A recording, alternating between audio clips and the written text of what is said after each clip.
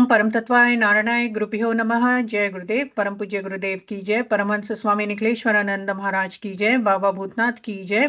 माँ बगलामुखी की जय। माँ काली की जय। सिद्धाश्रम की जय एंड हमारे भोलेनाथ की जय। हर हर Mahadev. Today's topic is Shravan Mass, coming very soon, coming July 11th, 2025. And definitely my happiest place on earth, if you ask me, according to me. A lot of people think it's Disney, especially people who live abroad. They always say that Disneyland is the happiest place on earth. For me, my happiest place on earth is definitely Kashi, Varanasi. And I don't know, countless time, and somehow or the other, Kashi Vishwanath ji, he always drags me there. He always pulls me there. Even if I'm not planned anything, all I do is I go to India, but something or the other always comes up and I go Kashi Vishwanath. I mean, I'm very lucky. Every year almost. This year it was because of Kumbh. I went early this year. Last year there was something. Before that there was something. I don't know, something or the other. I feel like Kashi Vishwanath doesn't, he doesn't let go of me. So really, I do want to dedicate this lecture, today's prasang, today's satsang, today's session on my favorite deity, my Bholenath, my Kashi Vishwanath ji. So let's start. We just finished one Ashad Navratri, which was all about Das Mahavidya Sadhana. A lot of people actually sent me their sadhanas that they did, things that they have been following. They send their count, and it is amazing how much people have been doing sadhanas and how much people are getting interested in Das Mahavidyas. In Ma Baglamukhi, in Ma Kali, people have been doing Kamakhya sadhana. So I'm floored by the responses I've been seeing and all the messages I get. I may not respond to everybody, but all the anushtans, the count that people have been sending me, the sequence of things that people have been doing. And if something is missed, I'm trying to correct as well. But again, impressive how much people have really been showing interest and enthusiasm and commitment towards the Das Mahavidya. So kudos to people who have really done successful sadhanas during the Ashad Navratri that just finished. Now, the next one, big one is coming is Guru Purnima and Shravan Mass, and great opportunities, again, great tithis. I want to make sure that we make full use of it. During the Gupta Navratri that just went by, we did a lot of Shakti sadhanas. And again, whenever we do Shakti sadhanas, you're actually doing Shiv sadhanas as well. There is no differentiation between Shiv and Shakti. Shiv and Shakti are one and the same.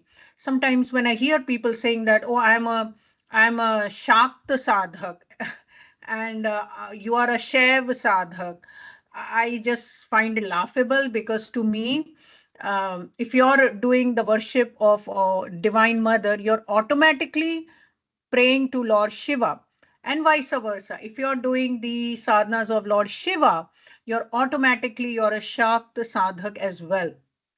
It is just like, just to give an example, to simplify this, if I look at sun right now, I will say it's so hot, the sunlight is so bright. For me, sun equals to sunlight, right? For me, sun equals to heat, warmth. It is not, separate from each other, right? I cannot take the sunlight out of a sun and say, oh, what a beautiful sun. When I see sun, I am seeing sunlight.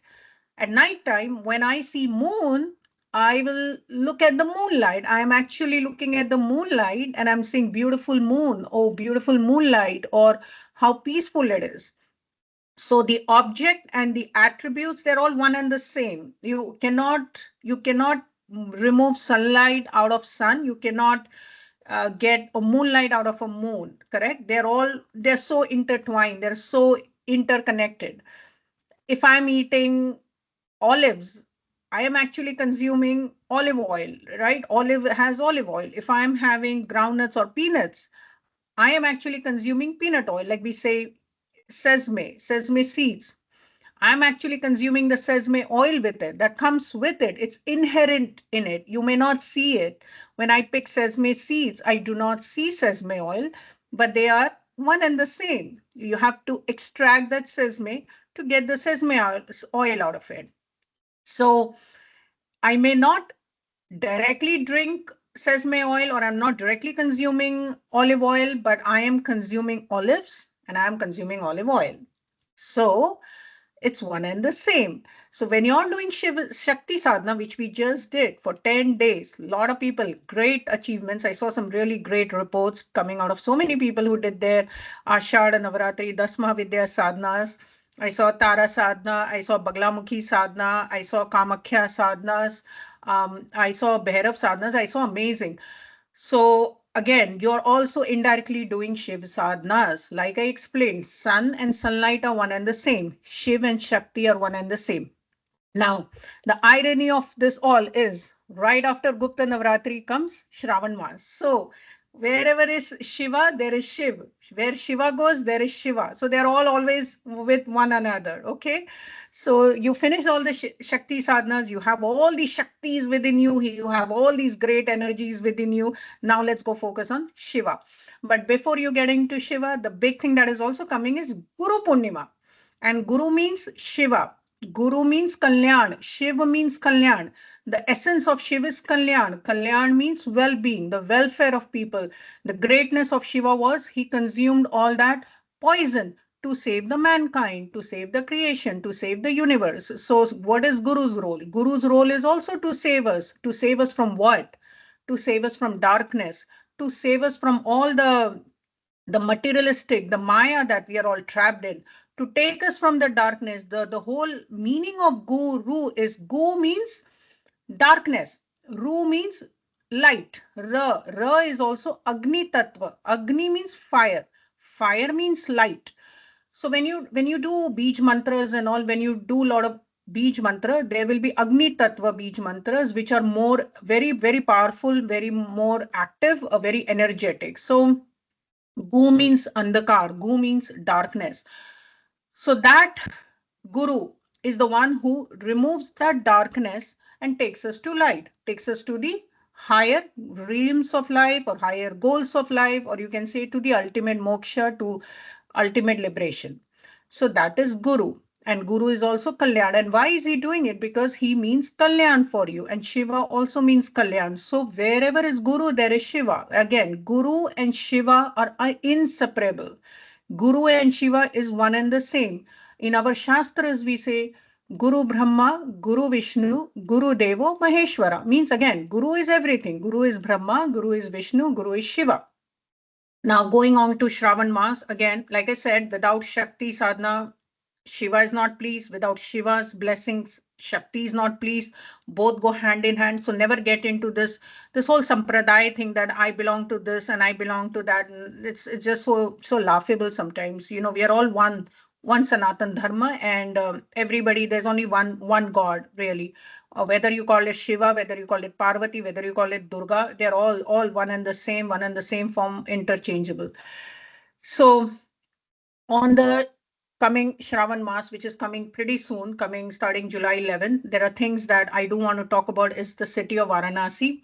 Definitely one of my favorite places, and people who really want to get Shiva's blessing definitely do try to make it a point to go to Kashi. And the reason why this is such an important tirth place, it is such an important pilgrimage place, is all listed in Shiva Puran, and I'm going to explain it here. So here in Shiva Puran, again, Shiva himself is saying this to Parvati, and I'll try and translate that because this whole book is in Hindi in front of me. I'll definitely try to do an English translation.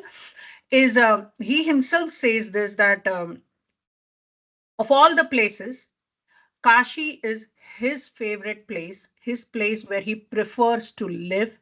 And there are reasons why. He has left so many other places, so many other spiritual or tirth places, and he wholeheartedly resides in the city of Kashi, in the city of Varanasi. Now, people here, Shiva is explaining that this, whether you're a bhakt or whether you're whoever, if a person leaves his body, if a person passes away in the holy city of Kashi, and this is again as explained in the Shiva Puran, if a person leaves his body, if a person passes away in the holy city of Kashi, that person is guaranteed to get moksha, to get liberation. That's what Shiva is saying. I am not saying that. Okay. Now, he is saying that this place, whether you can be an old person, whether you're a child, whether you're a young man, whether you're a young woman, whether you're married, whether you're Kumari, whether you're a young girl, whether you're unmarried or a vidva, or even you're a widow, there is no such thing as that liberation is only for married people and all. And the widow people should be looked differently. Do not fall into all this trap. Even if you're a widow, you're a young girl, you're a young boy, you're married, you're unmarried, you're old, you're young, you're this and that, everything. Shiva is saying that if by any chance that person leaves his body in the holy city of Kashi, he is guaranteed moksha, guaranteed liberation. Then Shiva, he's Bholenath. He's like the Bhole. He's the most humble, the most easily pleased God. That's my favorite Lord, because I know he has done miracles in my life. Every time I go to Kashi, I feel like his hand is on me, and he drags me to his temple. No matter wherever I'm in India, I don't know. Vishwanath ji is just amazing how he plays his Leela and he brings me there some way or the other, and Kal Bhairav ji. So then he's saying is that further, then he says that whether you don't need to be a big time donor, like no need to worry about giving dan. All that is great. Of course, you should give dan, you should help the poor, you should help people, you should definitely take care of everyone. When you go to especially tirth places, of course, the scriptures also say that if you give dan in the tirth places, right, then you go to heaven and then you get all these benefits and all that. That's there, of course, that is has its own importance. But even for some reason you're not doing donations and you don't do dan dakshina, you don't even have bhakti in you, you're a complete atheist. That's also what Bholenath is saying. I mean, look at how bhola he is and how nice and naive he is. He's like, even if you're bhola, I mean, even if you're atheist, even if you're like, you don't even believe in Lord Shiva, you're like, I will never go to this Kashi Vishwanath temple. I don't believe in Kashi Vishwanath ji. I don't believe in Vishweshwar ji. I don't believe in Vishalakshi ji, and I don't believe in Kal Bhairav ji or that Hanuman ji or that Ganpati ji, Bada Ganesh ji. I'm not going to go to any of these temples. I'm an atheist, and that's fine. And that's what Vishwanath ji is saying here. That's amazing how Shiva is. Shiva is like, you may not have any bhakti in me. You may not have any. You're not even a jnani. You're not even into the gyan marg. You're neither into bhakti marg. You're not into gyan marg. Basically, you have no hopes. Basically, you have no interest in any of this. Yet, if that person leaves his body in Kashi, in the holy city of Kashi, that person is guaranteed liberation. That's what Shiva is saying here. Then he says, whatever you have done in Kashi, let's say you have committed some theft, you have committed something, you have still done some pap. It's not like everybody who lives in Kashi are very pious souls. I mean, I'm sure you read news and all that. Sometimes I wonder that in a holy city like Kashi, how can people do this? And I've seen a lot of things happening in the city of Kashi. And sometimes I wonder, even I have this question, oh, Shiva, are you going to give this person moksha? I mean, look at him, look at his actions. I also have this question. So when I open books, I get my answer because like I told you, Shiva will find his way to help me out of every situation. So Shiva is then saying, yes, even if you have committed any sin, anything, any theft, you may not have done any good also in the holy city of Kashi. Yet if you leave your body, you are definitely guaranteed moksha. And this place is called Avimukta Tirth, means basically it's a mukti ka tirth. It's a place of liberation. No matter what you're doing, even if you're bhojan, shayan, krida, means you're eating food, you're sleeping, you're just doing your day-to-day activities, whatever you're doing, Kashi is a place where if somebody has left their place, even if it's planned, a lot of old people start to move to Kashi.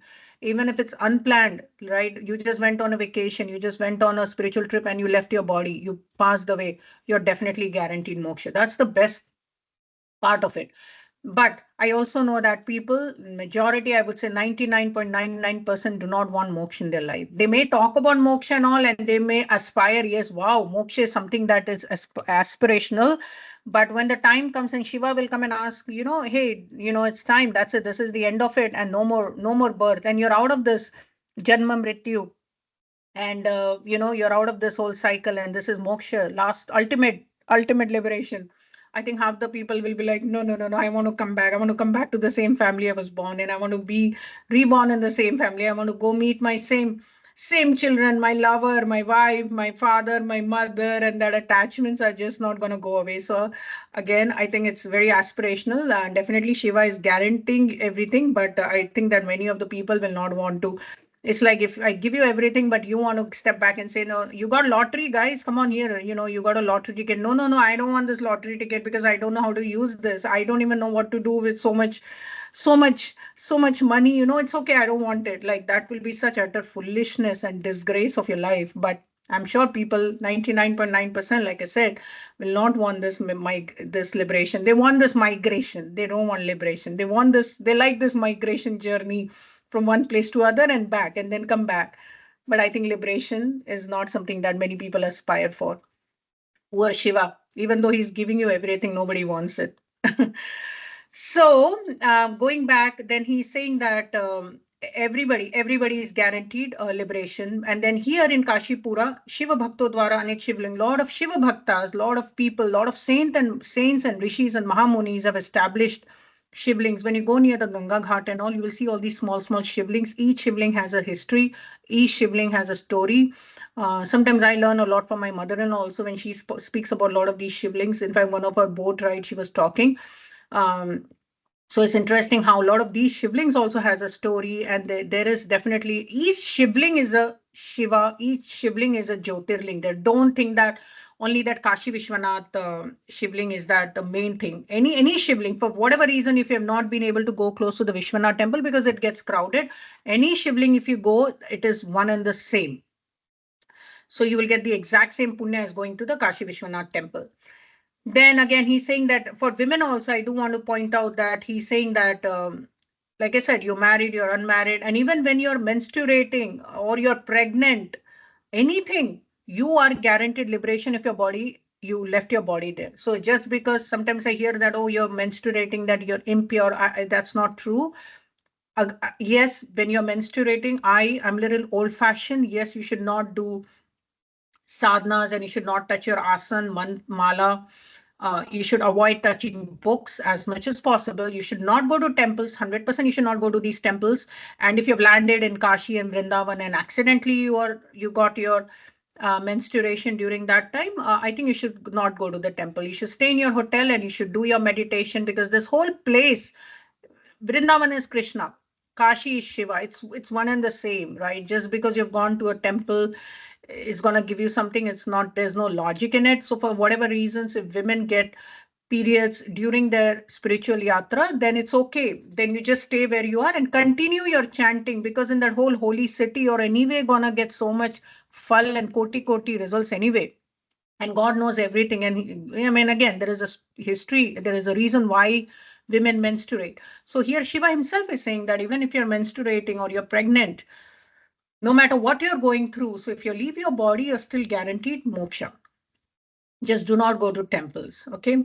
And that is just my opinion. I being very modern in a lot of things, but there are things that I think that we should hold true to its foundation and keep it as is without giving our own feminist ideas into this, okay? There are other areas where we can apply feminism, but when it comes to menstruation and hygiene, I think it's better not to go to temples for sure, and not to touch basic puja stuff, at least for 3 days. So these are all the things about Kashi.